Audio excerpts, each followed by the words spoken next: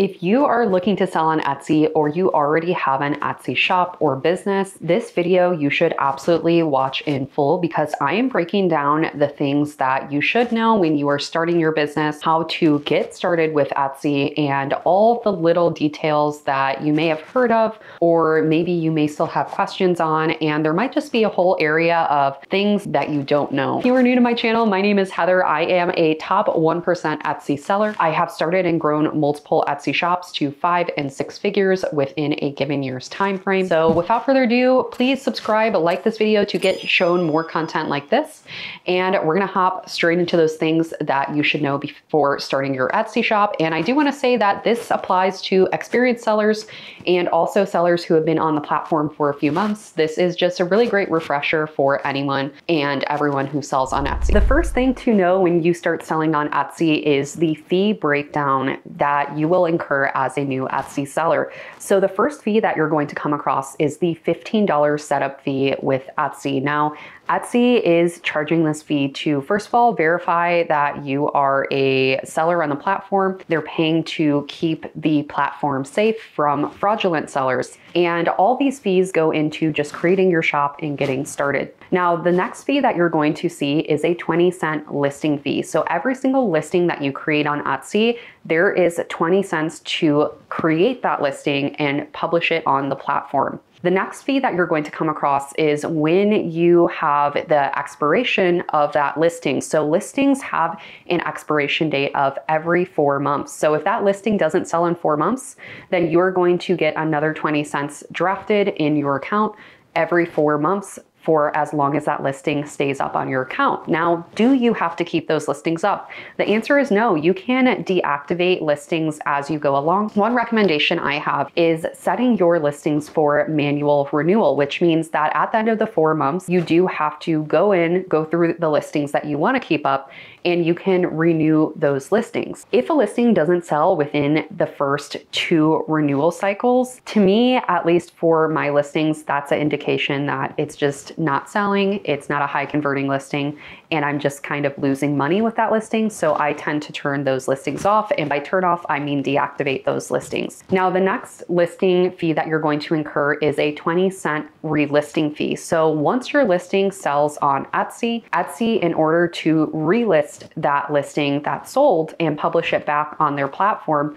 that is a 20-cent charge to republish it. Now that we have the listing fees kind of at a baseline of what you're going to incur for just listing, there are transaction fees and processing fees to break down as well. So with every sale on Etsy, there is a 6.5% transaction fee. Also, there is a 3% processing fee. Now, the 3% processing fee does not apply to every single sale that you have on Etsy. There are a few payment options that do not have a processing fee, but there is no way to kind of skip around that. It's just up to your customer on if they use their credit card that has a credit card processing fee, or maybe they use some other payment method that has maybe a 0% processing fee. Now, to speak about the fees that you may incur outside of this is your inventory. So if you are not a digital seller on the Etsy platform and you have handmade items, then again, inventory fees you're going to have to look at. And maybe you're hiring out, maybe help for your small business. Those are other fees that are going to be tacked on. Now, for me, I am a print-on-demand seller on Etsy, and the fees that I incur is production fees and shipping fees with my print-on-demand company that I use, which is Printify. Now, if you're looking to go into print-on-demand, I do have a link to a crash course in the links down below on how to get started with print-on-demand, what print-on-demand is, and all the beautiful world of print-on-demand. That is how I ended up selling over $450K in revenue with my print-on-demand business. It was over 6 figures of profit in a given year, and that is what I teach. That's kind of my specialty on this channel. The second thing to know that I get asked a lot on this channel is, what type of legal registration do I need to sell on Etsy? Do you need an LLC or a sole proprietorship? The answer, surprisingly, is none of the above. To sell on Etsy, you don't need a LLC, you don't need a DBA. However, it is recommended from a legal standpoint by lawyers and attorneys to have some official documentation of your business and to at least register with your local government. That could be maybe your state county clerk. You may have to register your business in your state at least, and that would be considered a sole proprietorship. Of course, on this channel, I am not a legal professional. I am not a tax professional, but as far as the Etsy policies go, you can start an Etsy shop with absolutely no legal registration. I am going to link a podcast called How to Sell Your Stuff with Lizzie Smiley down below. Lizzie Smiley on the podcast interviews a lawyer about this exact topic that I really recommend listening to after this video. Again, you can pause, maybe listen to that as well. While I can't give any legal advice on this channel, I can at least recommend 2 resources that helped me and steered me in the right direction for my own business. The next thing you need to know is to set up some sort of privacy terms, conditions, and if you sell internationally, you will need a GDPR compliancy term or some type of statement in your shop. Now, this is different per shop and there are templates online. I will link some resources down below in the links for the templates and how I've created them in the past. I also go over this in the print on demand crash course. So that's my complete free course that you can use. But if you are selling internationally, the GDPR compliancy statement on your shop just states that you are protecting a user's data. And this is something that a lot of people skip or they don't know about that they have to do, and they take it with a grain of salt, they take it lightly, but this is to protect your business and also your customers that shop in your business. So again, I'll link resources down below for that. So the next thing to know is a fun one, something to get excited about, which this is the thing that gravitated me towards Etsy to begin with, is that there are hundreds of applications, companies, and websites you can integrate with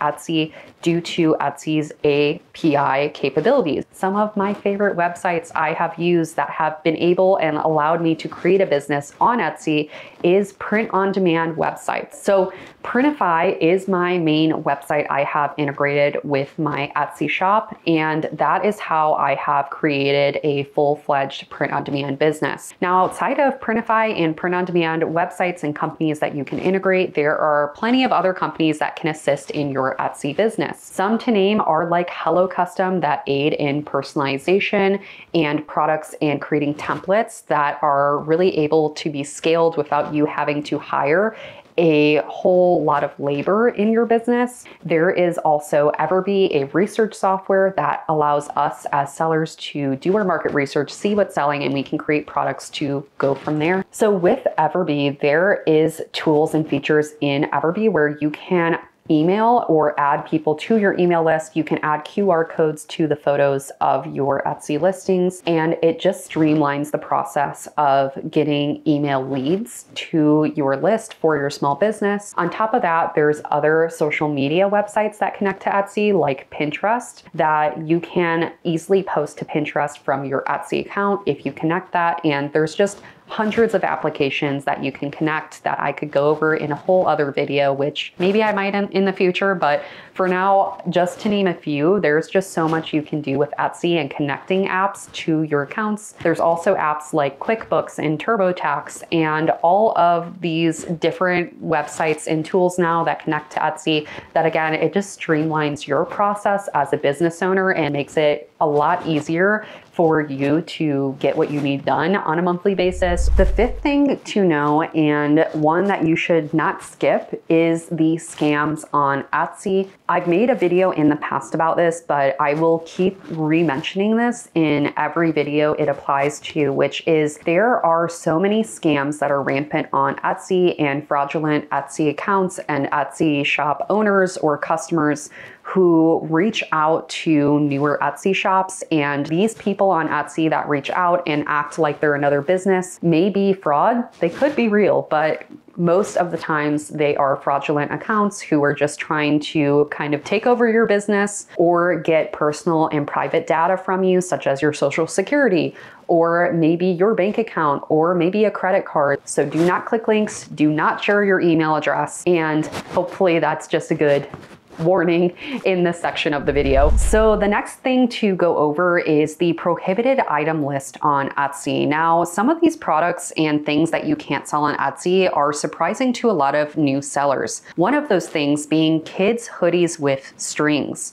Kids hoodies with strings started getting banned on Etsy. It was a huge controversy because a lot of sellers were wondering, hey, why are my listings getting taken down? Come to find out, there was some sort of case or lawsuit that happened with kids' hoodies that had strings, that they were a choking hazard to a kid and a case allegedly. The second product that a lot of people are surprised about is anything related to amber. Even if you put amber in your SEO, this can get your listing flagged and almost automatically taken down on Etsy. Now, why amber? Again, allegedly another case and lawsuit that was associated with selling amber in necklaces or bracelets that is a choking hazard and toxic to children. This is, again, allegedly something that happened that has now caused amber to not be prohibited or sold on Etsy. Anything related to gun violence or guns is prohibited on Etsy. Next on the list is to talk about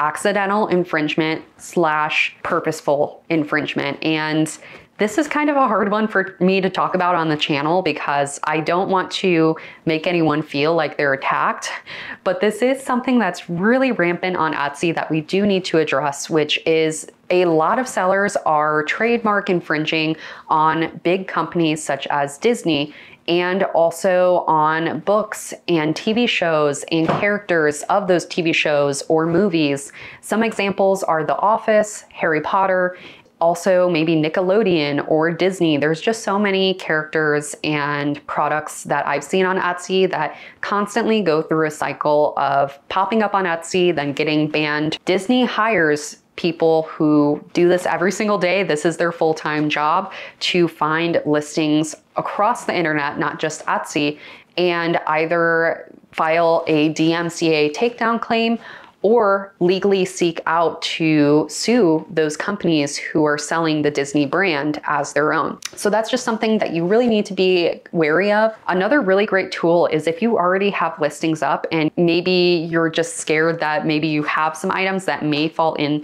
the trademark playground, if you will. There is Everbee, which is a Google Chrome extension, and there is a trademark monitor system within Everbee where you can look at all of your listings and see if any of your tags, SEO, title has anything to do with trademarks and what you may need to change as you go forward so you fall out of any infringement zone there may be. Automatic suspension or flagging accounts is another topic we absolutely need to talk about on Etsy. Etsy can automatically flag and suspend your shop, usually within the first few months. I would say within your first year on Etsy, your shop, you may log in one day and then you see that your account is suspended. Some of the reasons for these suspensions often are that your shop is a newer shop on Etsy. Maybe you had a listing that you created that may have one word in the listing, such as a tag or a keyword in your title, that auto-triggered the bot system to suspend your account. This is the first thing that you absolutely need to do. You need to contact Etsy. This is absolutely not a end-all be-all for your shop just because you log in and you get that suspension banner. What you need to do is contact Etsy. Emailing Etsy specifically, it may take a few weeks to get through to an Etsy representative, so please be patient with this process.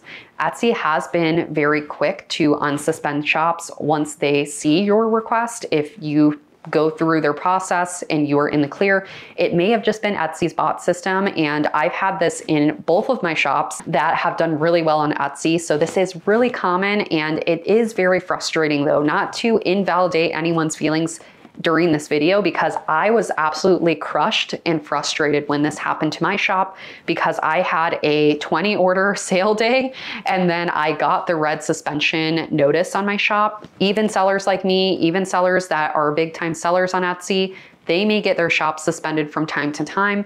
The best thing to do first is to contact Etsy, get a human to look at your shop. Just be as polite as you can to the representatives. That just comes from someone who's worked in customer service, is try to be polite and as nice to these customer service representatives as you can. I will say that does make the process a lot easier for you and for them. The next thing to note is sales tax and your obligations as an Etsy seller. Now, this is one of the areas where I have to note that I am not a tax professional. I can only speak from my own experience based on the country I live in. I live in the United States, and this is just what applies to me. So as far as sales tax and your obligations as an Etsy seller, Etsy acts as a third-party platform, meaning that instead of if you sold on your own website, you may have to register in different states to pay sales tax dependent on if you hit a nexus in those individual states. I know that's really stressful and confusing. And I know for me as a new Etsy seller, I was just like, do I have to do that? Do I really have to do that? And the answer is no with Etsy. So if you're only selling on Etsy, Etsy as a third-party platform will